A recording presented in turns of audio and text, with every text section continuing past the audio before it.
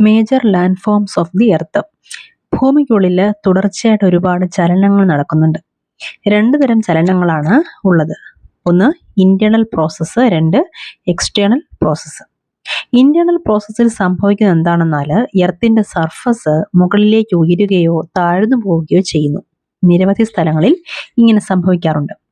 External process വഴി ഭൂമിയുടെ ഉപരിതലത്തിന് ഉയർച്ച താഴ്ചകൾ സംഭവിക്കുകയും, അതായത് ഉയർന്ന പ്രദേശങ്ങൾ നിരപ്പാക്കപ്പെടുകയും ഗർത്തങ്ങളും മറ്റും നികത്തപ്പെടുകയും ചെയ്യുന്നു.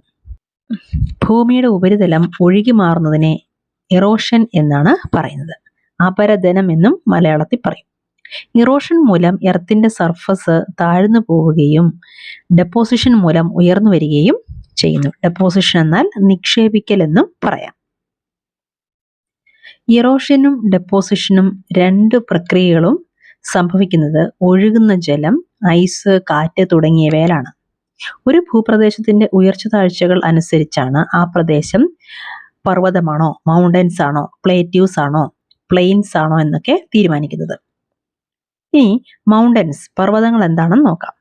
ഭൂമിയുടെ സർഫസിന് നാച്ചുറലായി ഉണ്ടാകുന്ന എലിവേഷൻ അഥവാ ഉയർച്ചകൾക്കാണ് മൗണ്ടൻസ് എന്ന് പറയുന്നത്. ഏറ്റവും ഉയർന്ന ഭാഗം അഥവാ കൊടുമുടിയും ഓരോ മൗണ്ടനും ഉണ്ടായിരിക്കും. ചില പർവ്വതങ്ങൾക്ക് തണുത്തുറഞ്ഞ നദികൾ, ഐസ് കൊണ്ട് മൂടിയവ ഉണ്ടായിരിക്കും. ഇതിന് ഗ്ലേഷ്യേഴ്സ് എന്നാണ് പറയുന്നത്. മൗണ്ടൻസ് തുടർച്ചയായിട്ടൊരു ചെയിൻ പോലെ കാണപ്പെടുന്നതിനെ റേഞ്ചസ് അഥവാ നിരകളെന്ന്, പർവ്വത നിരകളെന്ന് പറയും. മുൻനിരയിൽ കാണപ്പെടുന്ന പർവ്വതങ്ങളാണ് ഹിമാലയാസ്, ആൽപ്സ്, ആൻഡസ് തുടങ്ങിയവ. ഏഷ്യയില്, ആൽപ്സ് യൂറോപ്പില്, ആൻഡസ് സൗത്ത് അമേരിക്കയിലാണ് കാണപ്പെടുന്നത്. 3 തരത്തിലുള്ള മൗണ്ടൻസ് ആണ് ഉള്ളത്. ഒന്ന് fold mountains, 2 block mountains, 3 volcanic mountains. Fold mountains എന്നാൽ ഹിമാലയൻ മൗണ്ടൻസ്, ആൽപ്സ് തുടങ്ങിയവ പ്രായം കുറഞ്ഞ ഫോൾഡ് മൗണ്ടൻസ് ആണ്. ഇവയ്ക്ക് റഗ്ഡ് റിലീഫും കോണിക്കൽ പീക്കുമാണ് ഉള്ളത്, അതായത് കൂർത്ത മുകൾ ഭാഗമാണ് ഉള്ളത്. ഇന്ത്യയിലെ ആരവല്ലി റേഞ്ച് ലോകത്തിലെ തന്നെ പഴക്കം ചെന്ന ഫോൾഡ് മൗണ്ടൻസിൽ ഒന്നാണ്. ഇറോഷൻ മൂലം ഇതിന്റെ പീക്ക് കൂർത്തതല്ല ഈ ആരവല്ലി റേഞ്ചിൻ്റെത്. നോർത്ത് അമേരിക്കയിലെ അപ്പാച്ചിയൻ മൗണ്ടൻസ്, റഷ്യയിലെ യുറാൽ മൗണ്ടൻസും വളരെ പഴക്കം ചെന്ന ഫോൾഡ് മൗണ്ടൻസ് ആണ്. ഇവയുടെ മുകൾ ഭാഗം ഉരുണ്ടതും അധികം ഉയരമില്ലാത്തതും ആണ്. ഒരു വലിയ ഭൂപ്രദേശത്തിന് എന്തെങ്കിലും ചലനങ്ങളുടെ ഫലമായിട്ട് ആ പ്രദേശം തകരുകയോ പൊട്ടിപ്പിളരുകയോ ചെയ്തുകൊണ്ട് അതിൻ്റെ ആ ഒരു ഏരിയ വെർട്ടിക്കലി ഡിസ്പ്ലേസ് ആവുന്നതിനെയാണ് ബ്ലോക്ക് മൗണ്ടൻസ് എന്ന് പറയുന്നത്.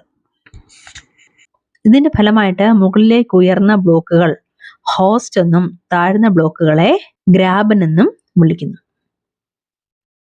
ബ്ലോക്ക് മൗണ്ടൻസിന് എക്സാമ്പിൾ ആണ് യൂറോപ്പിലെ റൈൻ വാലിയും വോസ്ജിസ് മൗണ്ടൻ സിസ്റ്റവുമല്ല.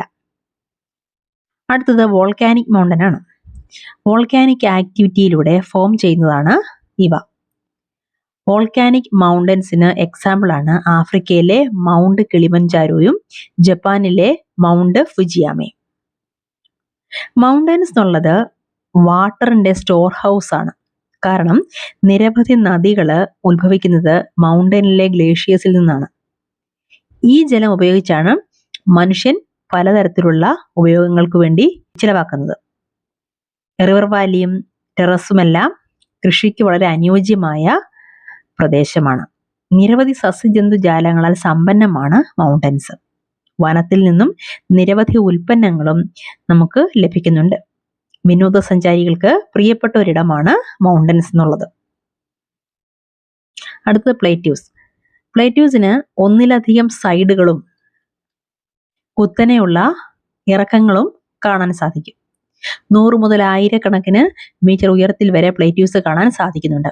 മൗണ്ടൻസ് പോലെ തന്നെ ഇവയിലും പഴയതും പുതിയതും ഉണ്ട്. കെനിയ, താൻസാനിയ, ഉഗാണ്ട എന്നീ രാജ്യങ്ങളിലുള്ള ഈസ്റ്റ് ആഫ്രിക്കൻ പ്ലേറ്റ്യൂവും ഓസ്ട്രേലിയയിലുള്ള വെസ്റ്റേൺ പ്ലേറ്റ്യൂവും ഇതിന് ഉദാഹരണങ്ങളാണ്.